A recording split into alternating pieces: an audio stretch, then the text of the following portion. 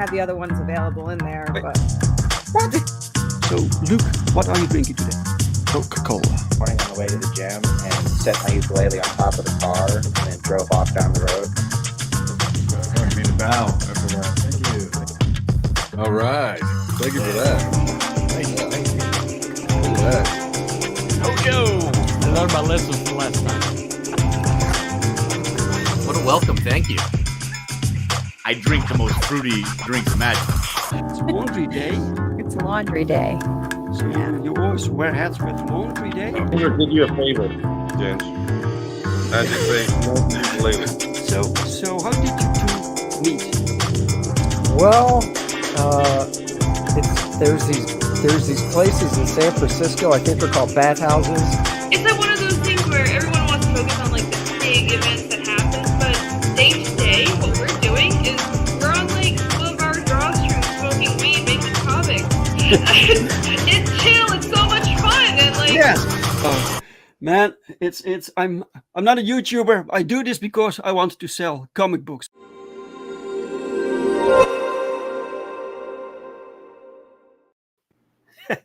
Woo! Yes! Yes, guys, there we are. It is Sunday. This means another episode of A Drink with Brink, where I talk with other indie creators about their hopes and their dreams and their lives, but also their books and their campaigns. Because, frankly, I'm kind of bored with mainstream. Mainstream kind of sucks, and indie is where the passion is. I hope you're all having a fantastic weekend and a nice Sunday. Indie is where the passion is. All right, now I hope you're all having a fantastic weekend and a nice Sunday.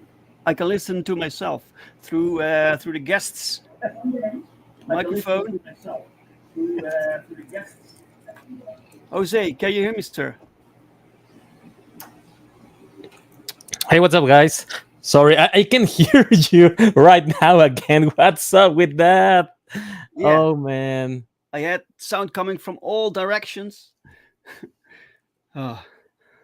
How are you doing, let man? me check this out. I'm going to mute myself for a while. Sorry about that. No worries. How are you doing? Jose? Jose is busy, right? Guys, I posted something today because I discovered that I sold what's technically the last copy of the first printing of Perfect 10 Book 1. So this book, guys, this edition, the first Perfect 10 book that we produced, that Pau and I worked on, and Daniel, that I worked on, the copy that I'm holding right now is the last copy that I have. So I sold the last one that I was willing to sell through the web store this morning.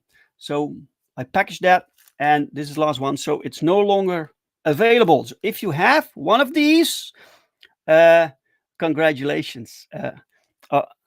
Jose left. I hope he'll be back shortly. So congratulations if you managed to get one of these books. They're completely sold out. And the funny thing is, though, that I had it on the web store for, it was a little bit more pricey because it was rare now, you know. And people can also buy the second printing, which has a different cover. But for some reason, people kept buying this one, despite it being more expensive. So thank you so much, guys. Thank you so much for the support.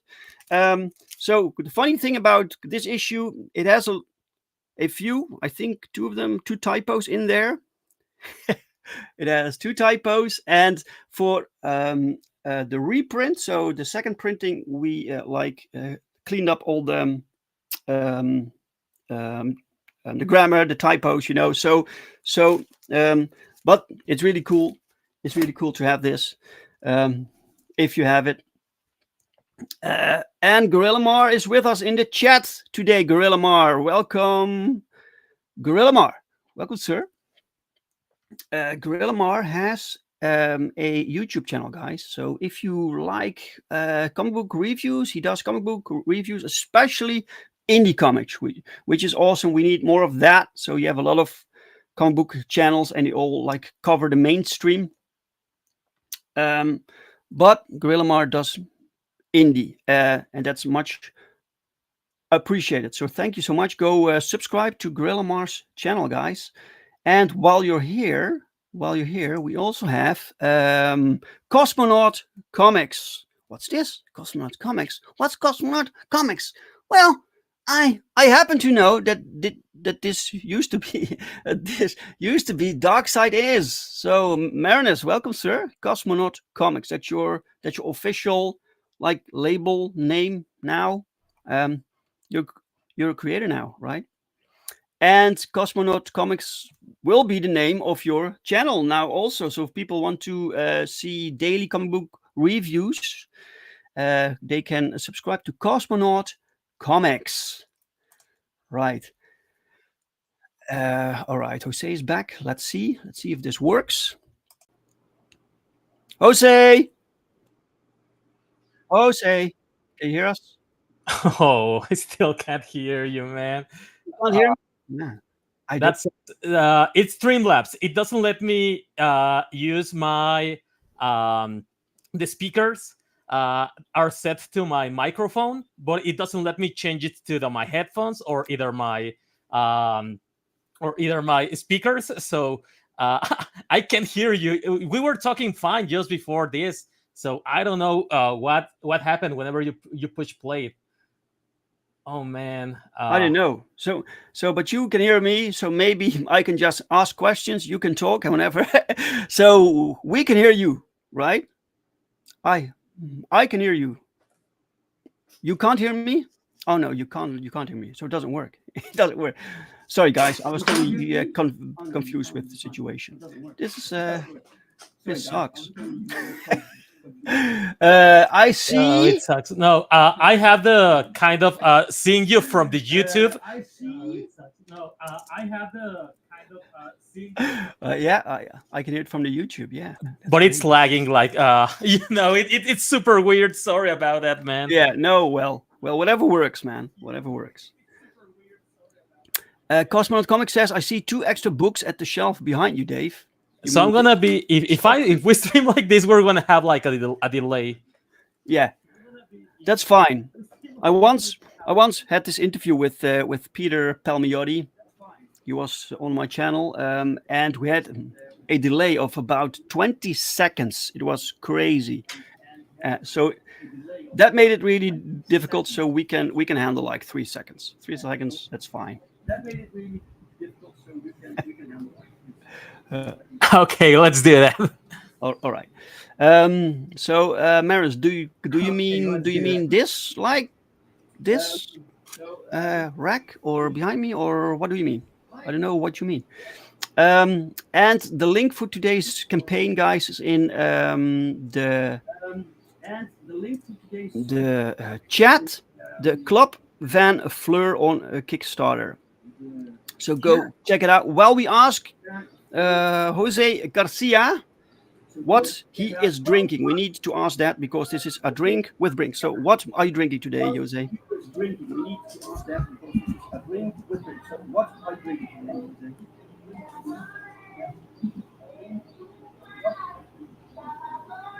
Jose?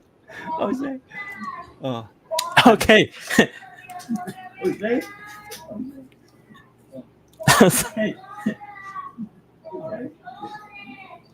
Oh hell, my microphone is lagging. No. Yeah, we have another lag. So we have a lag after a lag. This is an interesting show, guys. I don't know what's going on. Anyway, the Club van Fleur. Let's just open it up. Let's open up the Club van Fleur so we can take a look at it. Oh, by the way, Jose made something for me a little while ago. I think I can show it. Let me show this. Check this out, guys. So this is These are Jamie Comics characters called Gorgeous and Grotesque. And I think a year ago or 2 years ago, you made these. Do you remember? Do you remember making this? It's really interesting to see That was our pretty characters in cool. your style. Yeah, I really love Beauty and Grotesque. I've been trying to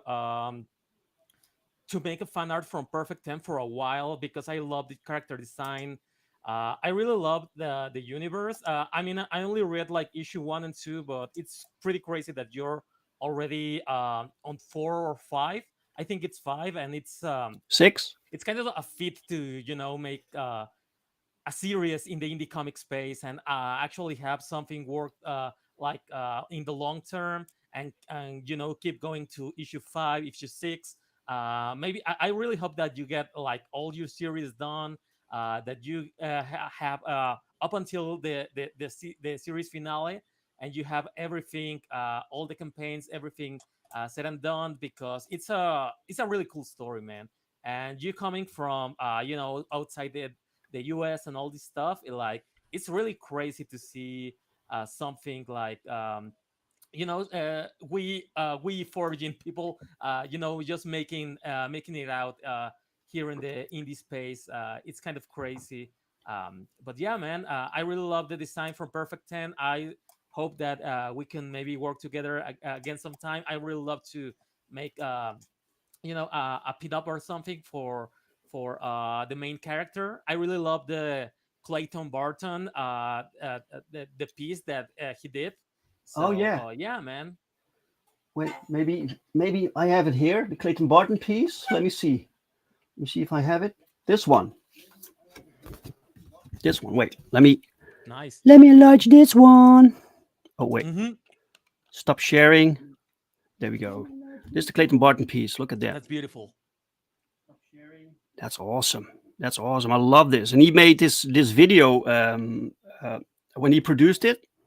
He made the production video of it. It was really cool to follow the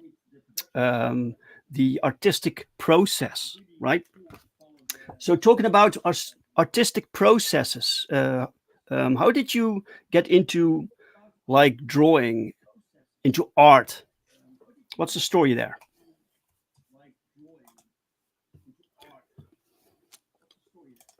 So I come from Mexico. I really try to. I always been trying to draw all my life. Like I really got into drawing just because I got some really cool stickers from kind of like Sailor Jerry's tattoos, and I was really into copy them, into drawing them. Then I found out about comics. In the newsletter we had um, like Spider-Man, we have Batman, Superman, we have manga. And we have European comics, so we have like Asterix and Obelisk. We have Spiro. We have Lucky Luke. I really love Lucky Luke, and we Hmm. have like all sort of stuff. Whenever I was a child, and I really always like love this storytelling, and I try to. I started like everyone just copying around. I really remember um, issue number 1 for Spider-Man here was I think by Mark Bagley, and I really loved Oh the yeah. style of Spider-Man, and I really liked to copy it. And then we had some of the Todd McFarlane stuff, and yeah, and I was like, holy hell, like we can actually do super cool stuff Mhm. with comics. And then I got a copy of um, there was this manga called Bastard, and the art was Mhm. like incredibly good. And it was like I never really um, saw something like that, and it was like issue 215 or something like that.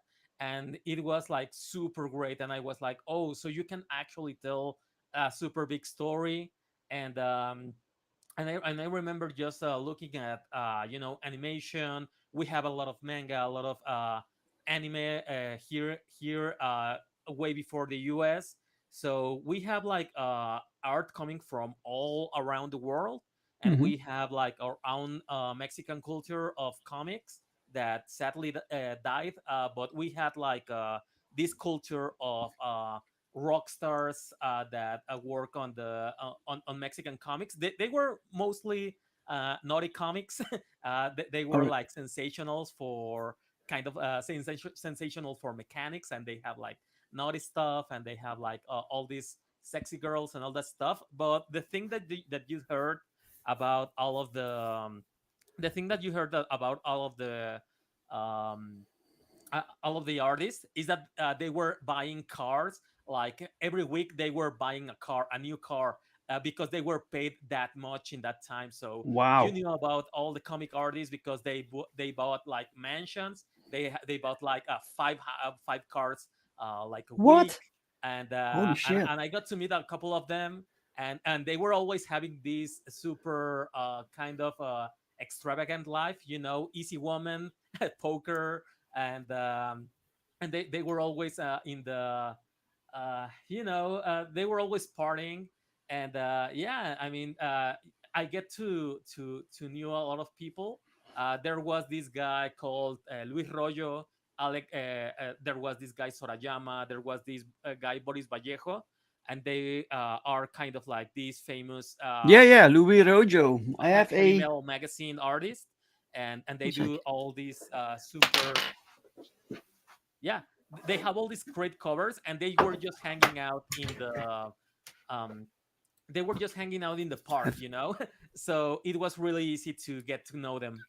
The Women by Royo. Nice. Women by Royo.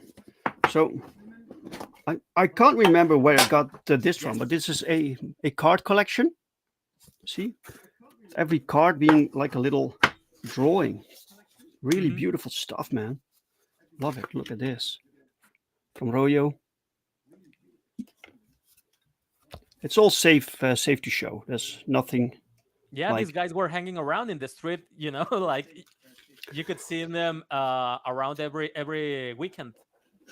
So was it because you saw like these artists making money that inspired you to do art, or was it something else?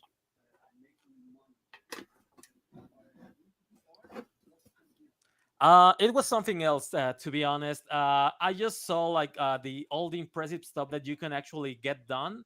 So I just had so many ideas on my mind. I had all these. I've grown with all the punk aesthetics. All my friends, kind of, all of my older brother friends, they were like punks, so they were into the punk rock scene, and Right. they were into all these kind of like making flyers, making kind of street art, making graffiti, making pretty much vandalism, stencils, all that stuff. And it was kind of a mixture of having like that culture of skate punk, and seeing all these guys, all these rock stars, and all seeing all these comics, and just getting to see that you can actually make like something really cool and tell super cool stories. The part of the cool stories came from both manga and both European comics, and it was kind of weird to see. It was like a new world, see everything around that was going on around the world. And I wanted to try that, and that's what I got into animation. I got to work into, up on DreamWorks doing storyboards. I get to work, on the mainstream. I was doing stuff for Comixology Originals. I was doing like kid stuff. Um, I was doing kind of like Devil's Dude, publishers, regular comic publishers. Mhm. But up until the end, I really, really loved, original comics, indie comics, all that kind of spirit, all that stuff that was missing from the mainstream. So that's why I came back here, and seeing like your trajectory, all the guys that are making like super cool comics in the indie scene. It's like really inspiring, and it just brought me back to that kind of old punk rock days. Right. Wow, that's awesome. I saw some people enter the chat. Welcome, Crenshaw. Welcome, sir. And then we have Mike. Welcome, Mike. Was catching up on sleep, but here, good day and drink. Welcome, welcome. Crenshaw says one of my all-time favorite T-shirts was a Sailor Jerry Poison tattoo design. I don't know what it is.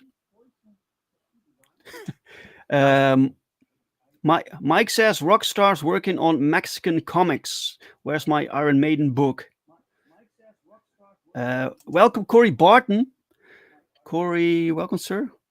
We were just showing some art of your brother, from your brother, that he made that for us that Jose liked.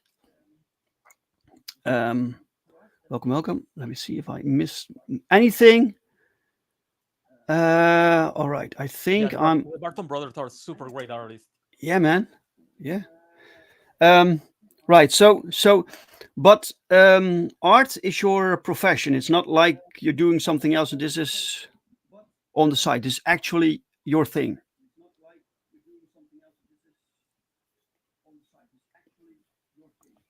Yeah, so I've been doing kind of full time ever since I've been 18. So that's great. my first job was actually working at advertising under a Marvel comic artist called Roberto Flores. He was with Cliffhanger, with Joe Matt, with Humberto Ramos, Chris Bacalo, Yes. and Scott Campbell. So I get to know a little about those guys, and he was kind of like my mentor. So Cool. I was working in advertising here in Mexico, doing like any job I could get about just drawing. So we were doing like commercials for beer, we were doing commercials for for the groceries, we were doing like just axe commercials, anything that has to do with TV. We had to do that, and in our free time we actually were making kind of comics. My first actual credit was on an industrial light and magic kind of anthology. My boss Roberto, he drew a short story, and I color it. And after that, he was mentoring us to make comics, and we were always nagging him. We were always just behind him, begging him to teach us to draw comics. And that got us into meeting Humberto Ramos, and Humberto helping us, giving us tips about perspective and all that stuff. And after my first year with Roberto, I was doing freelance. So I bought my own iMac, my own Cintiq on my first year. And then I started doing commissions on DeviantArt when I was 18. And I've been just working with, making commissions and whatever ever since I was 18, with a single goal in mind, which is pretty much making my own comics, like ever since I have memory, whatever I want to do is just make enough money just to get by the month and spend all the rest of my time making comics. But and just I'm just turning like 36, 37 this year, and I just finally got it. Like I got the house, it's already paid. I got the family, I got the baby, I got everything. I got the credits on the DreamWorks and on all that stuff. I got all this trajectory, and it helped me to just this month. I'm just free to actually be working on on my comics full time. So it's been half my life. I've been trying to achieve this, and it's here now. So it's kind of like a dream, man. Excellent. Excellent. Congratulations, man. You worked hard. And you can see it, Thanks. Mike says, I always enjoy listening to Jose. And he says, Axe commercials. It's not nearly as bad as what the brand Old Spice did to itself. What happened there? Oh yeah. Right. So this is your campaign. For the record, you have it on Kickstarter, but you also have a version on FundMyComic, so people can also back you there if they prefer that platform. Is that correct? Yes. Right. So the link is below, guys. So you can both links. So you can check out Kickstarter or FundMyComic. Anyway, you are funded, so congratulations. Really cool. Is this your first ever campaign?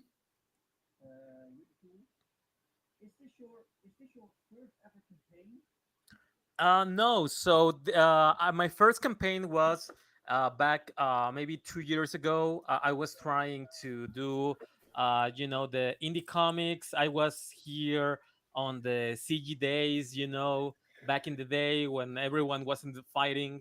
And I did a Yeah. campaign called Lumina Box, and it was actually did like around like 30,000, like 30 grand, and it allowed me to print two books from Lumina Box. But the thing is that I was delayed for a couple of years. I have some trouble in my house. Like we have to remodel all my house, and that took like a year. So I was, and then Indiegogo kind of it withheld our funds for like a year, so we What? didn't get all the money for 2 years. So it was Why kind of did like did they say it was why? super difficult to work with Indiegogo, and I had to switch. Yeah, yeah, and there wasn't any technical support. We weren't one of the the big guys, and we weren't being kind of listened to. So I have to change to Kickstarter, mostly because in Mexico you aren't allowed to make a campaign on Indiegogo. So I had a friend make a campaign, and he pretty much he was the intermediary. So it kind of sucked because I couldn't reply to messages, to comments on the campaign, and it was kind of like a mess to do kind of all these extra steps. So I decided to go to Kickstarter. I can do this from Mexico. We get way less.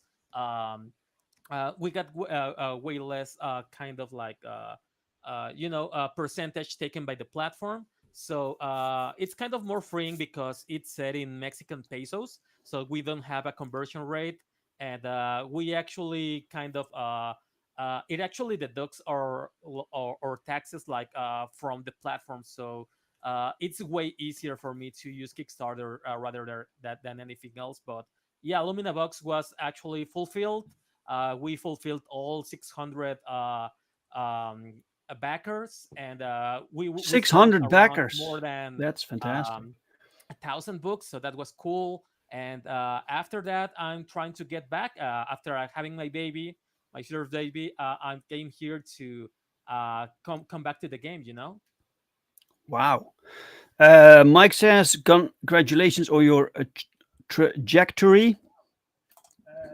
Indeed. And welcome, Darius, artist. Thanks, man. He says, this looks like fun. Yes, this is a fantastic looking campaign. And Darius, artist, is a great artist himself. So if you need a cover made, guys, you can also reach out to Darius, artist. So about your style, right, Jose? Where did you get your inspiration from? Because this is a very very unique style. Oftentimes you see uh, young people, they want to be artists because they love reading comics, for instance. So they have like examples, like artists they look up to, and start to emulate styles, right?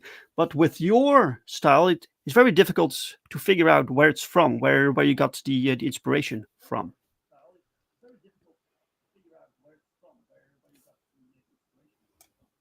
Oh yeah, yeah. It's kind of hard because I had so many inspirations right now. Like growing up, one of my favorite artists from all time was the Cliffhanger guys. I grew up with Chris Bacalo, with Joe Math. I have kind of like at the beginning of my career, I was trying to copy Joe Mad and Chris Bacalo.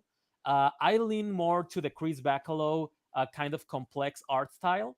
And then after I saw kind of like one of Joe Mad sketchbook, I think from Cliffhanger, he was talking about a guy called Carlos Meglia, and he put kind of like this comment saying like, where the hell did this guy came from? And Carlos Meglia, he did a series called Cyber Six, and I already watched it on HBO, and he was making comics on Argentina, on Italy, and France.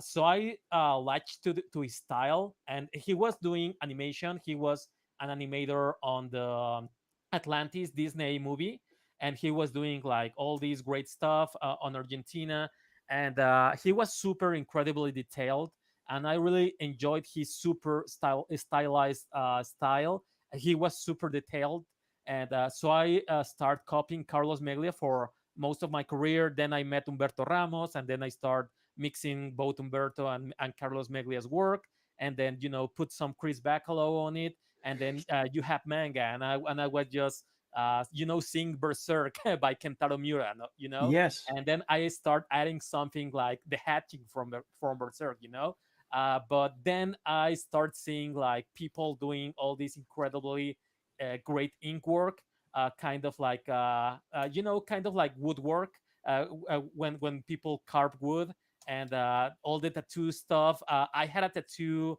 parlor on my house for a while. My friends, some of my friends are tattoo artists, so I start adding some tattoo stuff, and then I started working on animation, working on storyboards, on background and on the background art, doing a concept art, doing character design, and all the mixture of all this stuff uh, you know uh, get us this kind of weird style that you're seeing right now.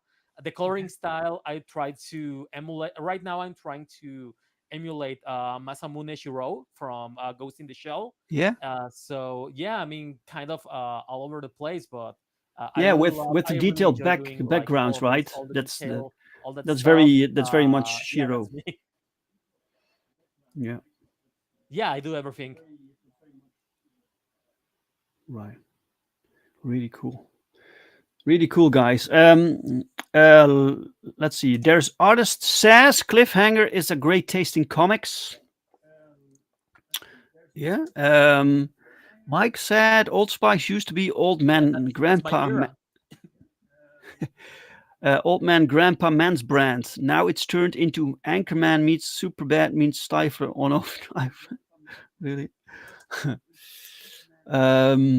Mike says Jose's art style fast and detailed commands respect.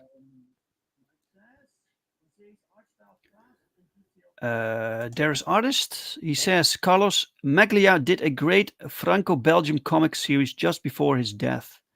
Oh. Wow.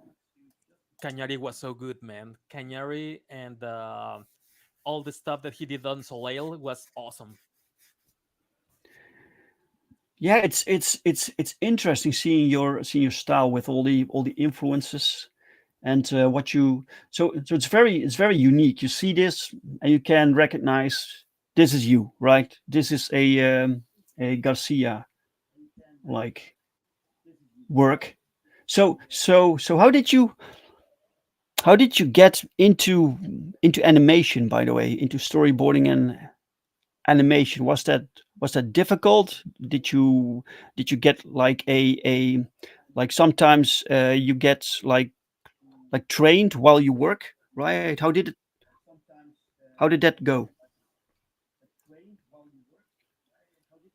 Yeah, so working on animation, I was pretty much kind of like I didn't finish high school, so I just went straight to work.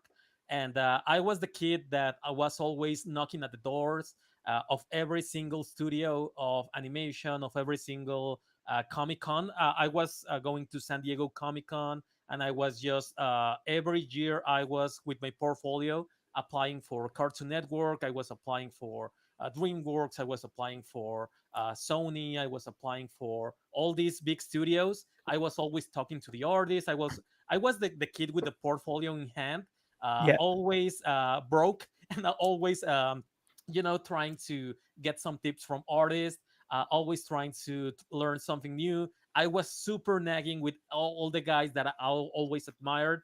And yeah, and after years and years of trying, the one thing that I can tell you that helped me the most in my career was pretty much doing my own stuff. Whenever I took time kind of off, I took like from a year, I started doing a web comic series called My 8-Bit Story. It's like 160 page of silent story, and I was working 1 hour or 2 hours a day for a year, and I finished the whole comic. And then I did my first Kickstarter, and I printed it, and I got it into San Diego Comic Con. Whenever I had my first comic, my own first personal project, and I have a table at San Diego Comic Con, that's where I get to meet a lot of people. Like people came to a lot of editors, a lot of people from headhunters from animation come to my table, and they are always lurking and in the artist alley and all the stuff, the small press kind of ale. And so pretty much they grabbed my stuff. And I remember San Diego Comic Con. It was the year whenever the Scott Pilgrim movie came out, and Mhm. and they bought my book, and I have a. After I knew it, like a headhunter from DreamWorks gave me his card, and he told me this book is good. He grabbed like 6 copies, and then he showed them to all of the guys at DreamWorks. And a week after the con, I have my first job at DreamWorks. But not only that, I have my first job at First Second Books, which is kind of like a YA editorial, in which I did a book called Trucus Maximus.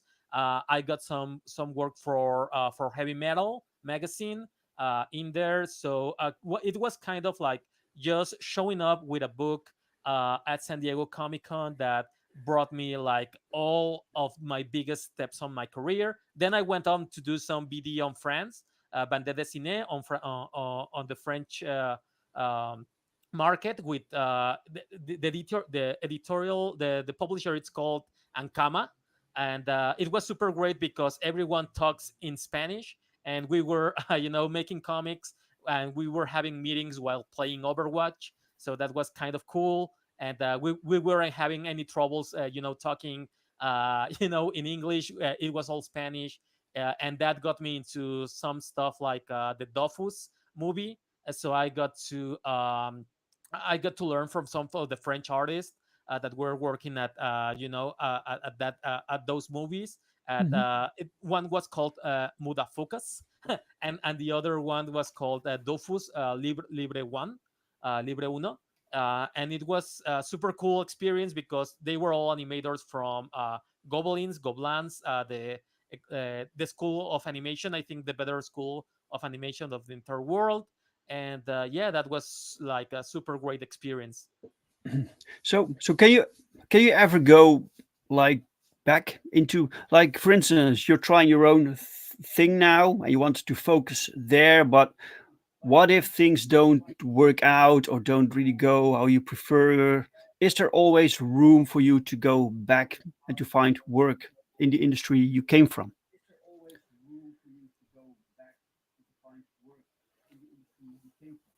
Oh, it's kind of easy because I made a lot of friends, and I'm known to be fast and easy to Mhm. work with.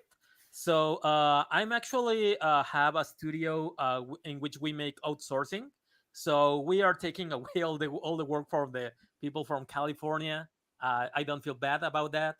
Yes, but yeah, we actually had some people that call us every time they need work. So in the past couple of years, I've been doing, background art for some series, kind of like BoJack Horseman, kind of like Inside Job, Oh, kind of really? like other stuff. And we Oh, wow. usually get like super random stuff. Like we never get like steady kind of work from a single series. We got like a package, like we have like 10 background art for this series. You have like 10 character designs for this series. You have to complete this storyboarding for this series. So we get like we are like 5 or 6 people. Everyone is so talented. They are as fast, if not faster than me. I am kind of like the middle, kind of that I'm the mid level within my peers of friends. So they are faster, they are better than me in so many ways. So it's cool to be in there. And yeah, so and everyone has their own contacts. So we kind of whenever we need something done, or we need some money, we actually kind of come together and go back into animation, because it was kind of like my day job for maybe around like 7 years, maybe six to Mhm. 7 years. Right. I was doing comics on the side, always kind of like a hobby. But I really want to take this more serious. And comics is my first love. I really love animation, but comics is my calling. Yes. Wow. Yo- That's fantastic, fantastic career you had already, man. This is, and it's like things are just starting. It's like everything led up to this, right? To this project. And if I see this artwork here, I need to, I need to ask you, man. Look at this. Wait, Yeah. let me scroll up a little bit. This right here. How long did this take you to make? Look at this. Oh, wait. Pipe Town. Oh, that took half a day. It was kind of easy. Half a day. That's it. Really? Holy shit! It looks like Yep. weeks work. Yeah, I mean, I'm super quick with backgrounds because of so much experience. And if you noticed, I don't do like a lot of straight lines. So that's kind of perfect for me. So I like this aesthetic, and Hmm. it's just kind of playing with silhouettes, and just having kind of a couple of perspective grids and everything. I don't really do a lot of sketching while doing backgrounds. I do Hmm. kind of like some blocks, and then I just start thinking like straight away. So that's why I don't take a lot of time. Right. Yeah, yeah. It's like when you look at this, for instance, and you look at like this right here, and you look at wait, what is, yeah, here, right? So lot of things that you draw, that it's like a lot of chaos. It looks like chaotic, right? And maybe that's why you can speed up the process instead of having to draw something that's really straight and meticulous and needs particular mathematical positions.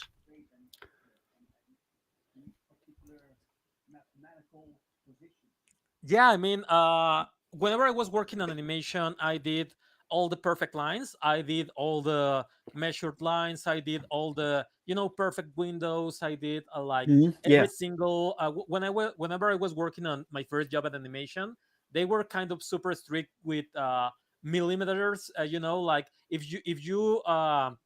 if this line it's kind of off by like a little pixel, like you have to fix that. So I grew up with a super strict kind of art directors that were kind of like on my they were on my um they were on my ass, to be honest. They Yeah, were yeah.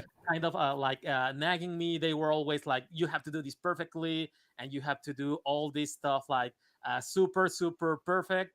And we actually had kind of like this guy. It was an architect, and he was like measuring everything. So that was kind of like my experience doing backgrounds whenever I start working on animation, and whenever I had the chance to do kind of something more loose. So I took the chance, and I tried to, maybe as some kind of rebellion, trying to not do everything as perfect. Maybe add some chaos, maybe have some lines off. Like as of right now, I don't really mind. Like I did the perfect stuff. It was cool. I know that I can do it, but I don't have to prove that anymore. Like I just can do my own stuff and be happy with it. Right. Mike says, sounds like corporate editors, all right. Huh, that's funny. Now take that out or you're fired. um, yeah. And there's Mhm. artist is right because Skydol is fantastic by Alessandro Barbucci. Skydol is really good.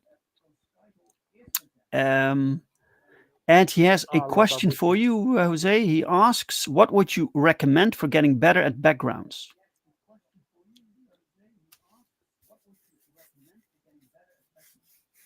Okay, for getting better at backgrounds, it's pretty much you need to understand silhouette. Silhouette is kind of like the base of all work, and people use it for characters, but they aren't aware that it's used for backgrounds too. So if you master your kind of like silhouette at first, and you start um, kind of segmenting your layers, kind of like the closest your foreground, middle ground, and background. If you have kind of like different silhouettes for every single background, then you just add kind of like perspective grids for all of them. And to be honest, I use a lot of digital tricks. So I pretty much kind of draw like everything from kind of like a front view, and then I just transform it into the perspective. And then on top of that, and once I lower the opacity, I just pretty much start kind of fixing it, but with the right perspective. And it makes it super quick and super easy. So that's a quick tip for you, man. All right, thank you, thanks so much. Look, man, there's so much to ask about your art. You know, we can talk about that for hours, but we need to talk about your book, about your campaign, right? So the Club van Fleur. Can you tell us what the story is? Why did you want to tell this story? What's it about?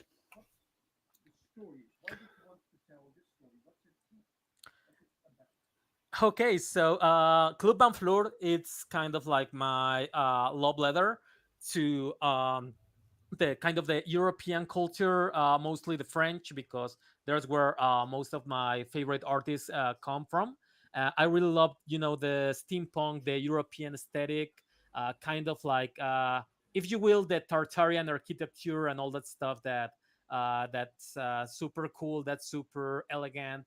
I really love all that stuff. And Club van Fleur is a story about alchemy, about how to join kind of like the science, how to join the kind of like magic, spirit, kind of the physical stuff, nature, all in one. Because that's one of the things that I really love the most. I really like kind of like esoteric stuff. I really like kind of like all these. I don't know. I really like the balance of things. I really like how I really enjoy the process about how in our history, like everything come from one thing, and then it kind of separated, kind of like a science and religion that came from the church, and then it got separated. And I trying to bring that concept about alchemy, which was pretty much kind of like the first science, and trying to bring it into this one comic about there's different factions. There's kind of like the scientific guys, they are the Luddites, they are the kind of like nature people, they are that are kind of like eco-terrorists, and they are kind of like there's magical people. There's kind of a dark fantasy element that like this is a post-apocalyptic steampunk setting. So out there it's kind of like magic, it's kind of like dark fantasy, pretty much like Berserk. So they're these last bastion of humans, just fending themselves with science. But in order to survive this world, they have to understand like nature. They've been rejected by nature, so they have to understand magic, nature. They have to fight their own politics within their own world. And this is a story about legacy with that character, Julie Van Fleur. She's the leader of the Club Van Fleur. Her parents passed away; they were the previous leaders, so she inherits this kind of club, which is made up from all these the greatest minds um, of the Iron Capital. But people trying to grab their power, trying to get their inventions and the creations of the Club van Fleur to get rich and to make money. And she just wants to save the world. She just wants humanity to to get out of the walls of the Iron City wall and try to explore the world. And she is sent in a mission to do that by the Valkyrie Queen, which is kind of like the leader of this last bastion of humankind. And she finds that there's kind of like these kind of shanty towns outside the walls, and that's where she meets Thierry Bongir, and she meets Julian, the other character. And yeah, the story is about discovery, about trying to join kind of all of these elements together while kind of fighting the humans, while fighting the creatures. And there's a lurking menace in which there are these kind of automatons, and they are coming to attack like the capital and all the shanty towns. And they're trying to figure out what's going on, where's the tech coming from. And they're gonna find out that there's not just mechanical stuff. There's also magic. There's also monsters. There's also eldritch kind of stuff. So yeah, that's kind of Club van Fleur. Oh, that's great. That's great. Mike says, by the way, since I came in late, it is Memorial Day long weekend, which would be the reason for any sparse video or live stream viewing numbers during the weekend. That's fine. People will watch in replay, I'm sure, because they like to see what Jose made. And there's artist says French animation has been great with Wakfu, Miraculous Ladybug, and especially Arcane being amazing. Yeah, well, the first season was amazing. The second season looked fantastic story-wise. I was a bit disappointed. And yeah, Mike says these are some impressive gray tones. Eat your heart out, Joe Ball's death, death, death. That's an amazing looking Sorry, I book lost too. audio Yeah, but for will a while. this book will be like in gray tones, right? That was the approach you wanted for this particular tale.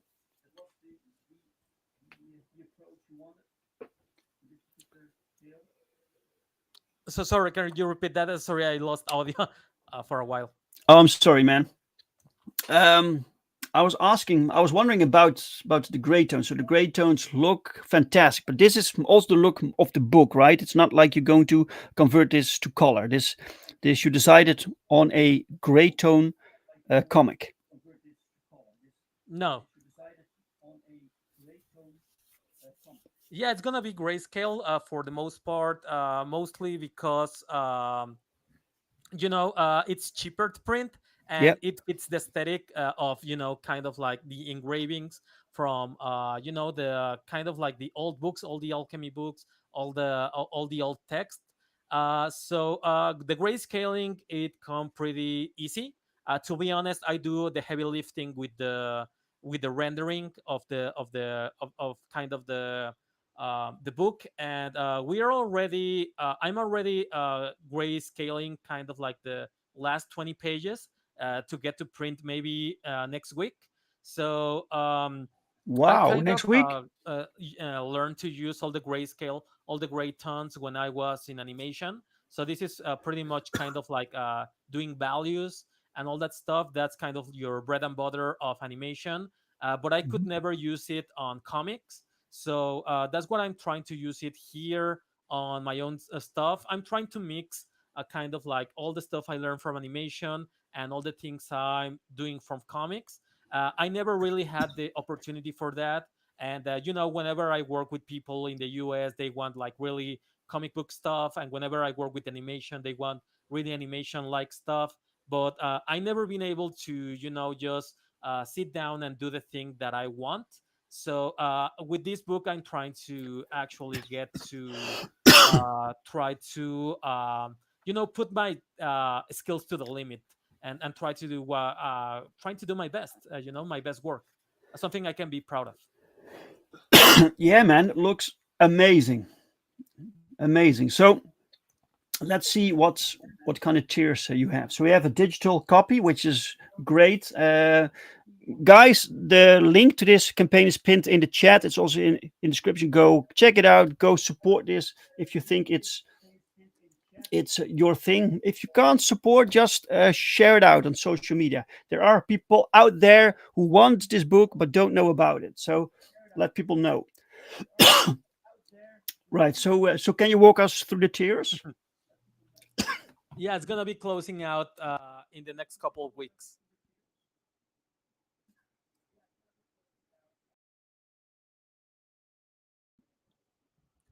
So the tiers are pretty much a digital copy tier. You have kind of like the PDF like pretty soon. We're gonna finish in around a couple of weeks. Then you have the $20 for the physical edition. These are kind of like manga size, so they're not very small like manga. They're close to a regular comic size. There's a super cool kind of size that I love, that it's called the Perfect Editions from Biz, or the Biz Big Editions, which I love. So this is a little bigger than a manga, but smaller than a comic. The 30, I just closed down the other tiers. The $30 tier and the $50 tier are closed, just because we are already sent all the merch to get printed. So we cannot get any more stuff. So it will it will have a delay of maybe like a month. So I don't like that. I want to ship everything all together. But you can also buy, you can also buy the my other books. They are on the add-ons, and there's actually kind of like a making of book that we're making, so you can see kind of like the process of all the pages. It's I believe it's like $15 or something like that. It's called the deluxe edition, deluxe digital edition, or something like that. You will see kind of like my I'm sorry, you can see my my sketching, my inks, the rendering, the flats, and the final grayscale for most pages. I mean, there's some pages that I actually erase some of the layers by error, but you will pretty much get everything on the deluxe digital if you want that. And it's digital, so it's pretty cool. It's gonna come out like pretty soon. And there's the old Lumina books books that I did. Working on issue 3 right now. And yeah, you have my 8-bit story, which was pretty much the thing that got me into DreamWorks and all this cool stuff. And I'm actually doing some sketch cards. Those were the last I did for the Lumina Box campaign. We did around like 100. This time around, we're doing, I believe that we are at 30 or 40. So Wow. this come pretty quick. So we can have like the first 50 batch in a couple of days. And yeah, you have original art in there, and you can have the digital editions from my previous books. If you don't want to deal with all the shipping expenses of all that stuff, and Yeah. every single bit counts. Yeah, man. Looks great. You're offering everything, so people have a lot to choose from. Art looks great. Interesting premise. You are fully funded, and you said you could maybe go to printer next week or in 2 weeks or something, right? So people will get the books fairly soon. Really cool. Really Yep. cool stuff. Yeah, it's gonna be shipping mid-June, but at most, and from Mexico to other countries, it will take around like 2 weeks to get to your hands. So maybe the first week of July, you will have this in your hands. Perfect. Perfect. All right. And screen shares. Right. Fantastic, Jose. It's a good-looking campaign. So thank you so much for being my guest for today. and to talk about your career and your book. Thank you Thanks for so having much. me, and sorry for all the technical problems, man. Well, it happens, man. It just happens. It's like a miracle. We can even do this with you being in Mexico and me being here in Europe, right? So that it even works. That's a miracle. Yeah, technology is great. All right. Thank you, Jose, and special thanks to the chat for everyone who showed up. Thank you so much, because without you, there's no point, right? So thank you. If you like this conversation, despite the technical issues, please give it a like. If you didn't like the conversation, give the dislike, and I'm very sorry. Mike says, it happens, but thank both of you guys for this. Well, thank you for being here. 10 guys. And I'll be back next week. Maybe I'll try StreamYard again, because Streamlabs has some issues, and it never seems to go away, these issues. So we'll see. Next week I'll be back. So have a fantastic week, guys. See you next time. Bye-bye.